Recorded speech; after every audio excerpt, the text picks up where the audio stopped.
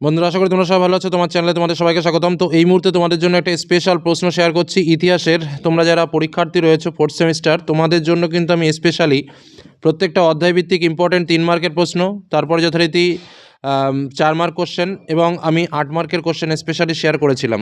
তো আজ এই মুহূর্তে তোমাদের জন্য একটা প্রশ্ন শেয়ার করছি, যে প্রশ্নগুলো একটু অবশ্যই ভালো করে দেখে যাও, কারণ এর মধ্যে থেকে হুবহু প্রশ্ন কিন্তু তোমরা কমন পাবে। আর তার থেকে বড় কথা, এরকমই প্রশ্ন কিন্তু তোমরা পরীক্ষাতে কমন পেতে চলেছো। তো এর আগে তোমাদের জন্য যে সাবজেক্টগুলোর পরীক্ষা হয়েছে তোমরা দেখেছো যে হুবহু কিন্তু তোমরা পরীক্ষাতে কমন পেয়েছো, বিশেষ করে আমার যে মূল সাজেশন রয়েছে সেই সাজেশন থেকে। তো চলো আমরা এবার একটা ইতিহাসের প্রশ্নগুলো দেখে নিই। এই প্রশ্নগুলো কিন্তু অবশ্যই রেডি রেখো। তো স্বাভাবিকভাবে সেকশন এতে, যেখানে আমাদের মোট 3 মার্কের কোশ্চেন রয়েছে, আমাদের 4টে প্রশ্ন থাকবে এবং তোমরা সবাই জানো যে প্রত্যেকটা প্রশ্নের জন্য, একটা প্রশ্নের জন্য আমাদের 2টো করে প্রশ্ন দেওয়া থাকবে। সেক্ষেত্রে প্রথমেই আমাদের এক দাগে যে 2টো প্রশ্ন দেওয়া থাকবে, সিপাহী বিদ্রোহকে কেন টেলিগ্রাফ যুদ্ধ বলা হয়, আর তার সঙ্গে আরেকটা প্রশ্ন, সিপাহী বিদ্রোহের তাৎক্ষণিক কারণ লেখো। দ্বিতীয় প্রশ্ন আমাদের যেটা, সেখানেও আমাদের 2টো প্রশ্নের মধ্যে একটা প্রশ্নের উত্তর লিখতে হবে, প্যান ইসলামিক আন্দোলন কী এবং থিওডোর বেক কে ছিলেন। তৃতীয় প্রশ্ন আমরা চলে আসি, 2টি প্রশ্নের মধ্যে যে কোনো একটি প্রশ্নের উত্তর দাও। একটা হলো ভারতীয় সংবিধানের 3টি বৈশিষ্ট্য লেখো, আর একটা হচ্ছে ভারতীয় সংবিধানের প্রস্তাবনার বিষয়ে লেখো। তারপরে আমাদের 4 দাগে 2টো প্রশ্ন থাকবে, যে কোনো একটা প্রশ্নের উত্তর দিতে হবে। তার মধ্যে প্রথমটা রয়েছে টিকা লেখো, আগরতলা ষড়যন্ত্র 1968। দ্বিতীয়টা রয়েছে সিমলা চুক্তি, 3টি শর্ত লেখো। তো স্বাভাবিকভাবে আমাদের প্রথমে কিন্তু 4 মার্কের প্রশ্ন, আমি এখানে নোটও করে দিয়েছি। 4 মার্কের প্রশ্ন কিন্তু আমাদের 3 মার্কের প্রশ্ন আমাদের কিন্তু 4টে লিখতে হবে। তো 3 গুণ 4 সব সময় 12 মার্ক।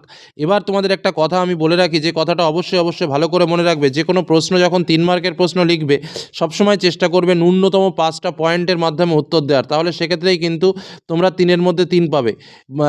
এবং পয়েন্ট করে উত্তর লেখার চেষ্টা করবে। বারবার একটা কথা মাথায় রেখো, পয়েন্ট করে উত্তর লেখার চেষ্টা করবে এবং 3 মার্কের জন্য ন্যূনতম করে কিন্তু 5টা পয়েন্ট লিখে উত্তর করবে, ঠিক আছে। নেক্সট আমাদের যেটা থাকবে সেটা হচ্ছে 4 মার্ক কোশ্চেন। তো 4 মার্ক কোশ্চেন আমাদের 5টা লিখতে হবে। তো চলো কী কী প্রশ্ন ইম্পর্টেন্ট রয়েছে দেখে নিই। তো প্রথমেই সিপাহী বিদ্রোহ থেকে। তো সিপাহী বিদ্রোহের 2টি অর্থনৈতিক কারণ লেখো, আর একটা হচ্ছে সিপাহী বিদ্রোহের সামাজিক কারণ লেখো।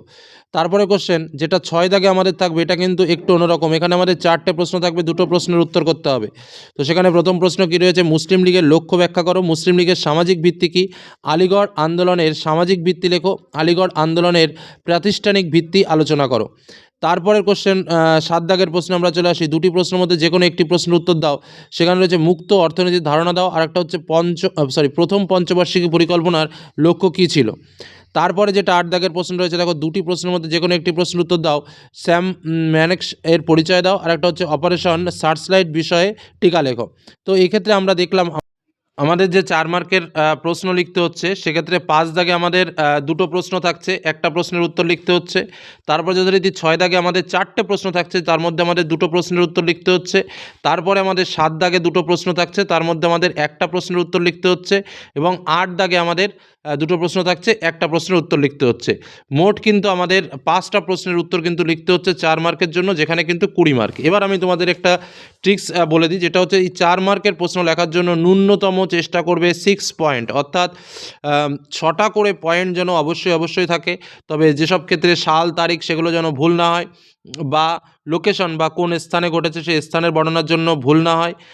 আরেকটা বিষয় যেটা হচ্ছে নেতৃবৃন্দ, বিভিন্ন ক্ষেত্রে নেতৃবৃন্দ বা মূল যে বিষয় সেইগুলো যেন ভুল না হয়, কারণ এগুলো কিন্তু খুব সেন্সিটিভ বিষয়, মাথায় রাখবে।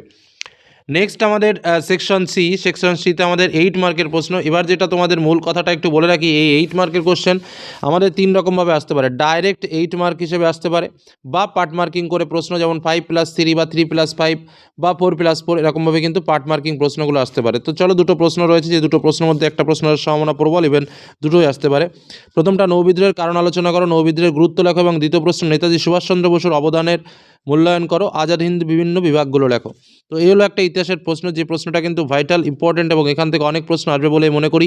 আর ইতিমধ্যে তোমাদের জন্য যে সাজেশনগুলো দিয়েছি বা যে প্রশ্নগুলো পড়তে বলেছি, সেগুলো ভালো করে প্র্যাকটিস করো। ধন্যবাদ।